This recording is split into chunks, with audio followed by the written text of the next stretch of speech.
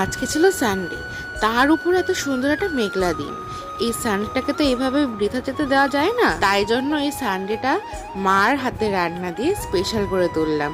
তার উপরে আমার আবার মাল দিয়ে গেছিল। আচ্ছা, ছোটবেলায় কারা আলু দিয়ে চাউমিন বানিয়ে নিয়ে যেতে টিফিনে? যতই ভালো ভালো দামি রেস্টুরেন্টের চাউমিন খাও না কেন, মায়ের হাতের আলুর চাউমিনের একটা আলাদাই টেস্ট এবং আলাদাই একটা ভালোবাসা থাকে এই আলু চাউমিন। বেসিক্যালি তো আমার মা টিউশন পড়ায়, তাই জন্য সারা সপ্তাহ মার কাছে কোনো আবদার করতে পারি না।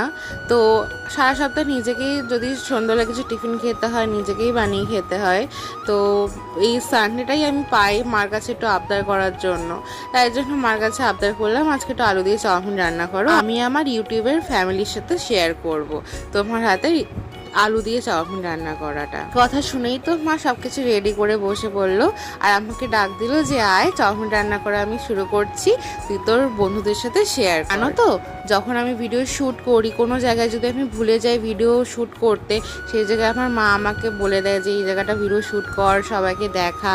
আমার মা এই যে আমার যে জার্নিটা, তো এই জার্নিতে আমার মা আমাকে খুব বেশি সাপোর্ট করে। তাই জন্য আমি আর কি বললো আমার যায় আসে না, সত্যি কথা বলতে আমার মা আমাকে সাপোর্ট করে, এটাই অনেক আমার কাছে। তো যাই হোক, তোমরা অবশ্যই জানিও আমার মায়ের এই রেসিপিটা তোমাদের কেমন লাগলো, আর তোমরাও কি বাড়িতে আলু দিয়ে চাউমিন রান্না করে খাও?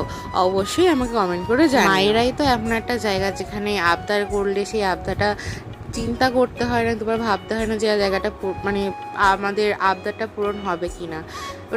ওটা পূরণ হবে, এটা সিওরিটি নিয়ে আমরা আবদারটা করি, তাই না? দেখেছো তো, কথা বলতে বলতে আমাদের চাউমিন রান্না করাও হয়ে গেছে। আর দেরি সহ্য হচ্ছে না, এবার মাকে বলি একটা প্লেটে করে সুন্দর করে সাজিয়ে আমাকে দিতে, আর আমি খেয়ে তোমাদেরকে রিভিউ দিই যে কেমন হয়েছে আমার এই আলু দিয়ে চাউমিন রান্না করাটা মায়ের হাতে। এই বলা সেই কাজ, দেখেছো মা কি সুন্দর করে ভিডিও করার জন্য প্লেটটা সাজিয়ে দিয়েছে।